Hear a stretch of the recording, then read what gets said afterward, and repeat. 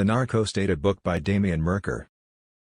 World public opinion positions Mexico and Colombia as leaders of existence, and the creation of the most emblematic drug cartels. Nobody talks about super cartels entangled in official entities and with all instances of power at their service to carry out illegal operations of tons of cocaine.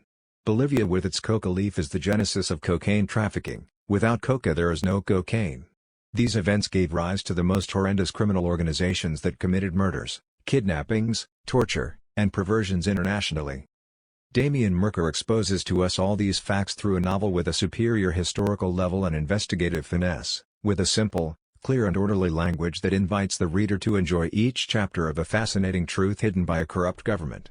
Many people believe that Pablo Escobar's dream was to have the Colombian government at his knees. Indeed, he wanted the whole Colombian country to serve him. Escobar actually started to bring this plan to fruition when, after running as a Colombian Liberal Party candidate, he became an alternative member of the Colombian Chamber of Representatives in 1982.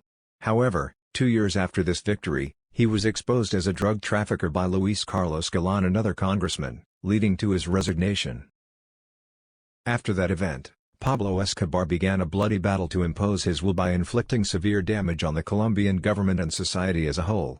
Bombings of civilians, a massive number of police assassinations, the kidnapping of politicians, you name it. Between 1989 and 1993, Escobar completely terrorized the entire nation. Yet, although he had the Supreme Court building set ablaze, and even killed a presidential candidate, he was still unable to take control of Colombia's government, achieve his lofty dreams. After being hunted for some 3.5 years, Pablo Escobar was gunned down on December 2, 1993. To attain this result, a reward of $25 million was placed on his head. A special force of 8,000 agents of the Colombian police force were trained specifically to follow and capture him. Rival cartels along with paramilitary groups, hundreds of agents from the DEA, FBI and CIA, numerous Navy SEALs, and Delta Group members of the U.S. Army, as well as airplanes with special radar systems, were all utilized.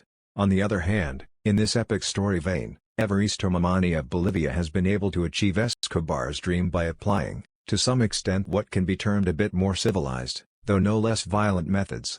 Thus, in the heart of South America, Mamani has captured Bolivia, bringing to life Escobar's plans to control his own country, and in a land where drugs and other forms of vice can exist free from law enforcement intrusion. Mamani has applied other, more adequate techniques, not too bloody but clearly more effective. While all that is to be related herein should be regarded as the product of the author's imagination, this is a tale where it can also be just as firmly stated that fiction and reality have uncannily merged. Drug trafficking is a subject of daunting complexity, requiring a vast degree of knowledge as to its political, governmental, legal, social and cultural dimensions. That said, an extraordinary amount of research was required before this novel could be written. Since I am, of course, a writer of fiction, this is a work of my imagination. Nevertheless, a strenuous effort has been made throughout the process for great accuracy with respect to the data revealed. This story was and continues to be inspired by real events, as it is rooted in the reality of the current political environment in Bolivia. The author was fortunate enough to have had the counsel of several quite bright, talented people to confer with on the subject of cocaine trafficking at the presidential level. Now on sale www.thenarcostate.com and www.amazon.com/Kindle ebooks.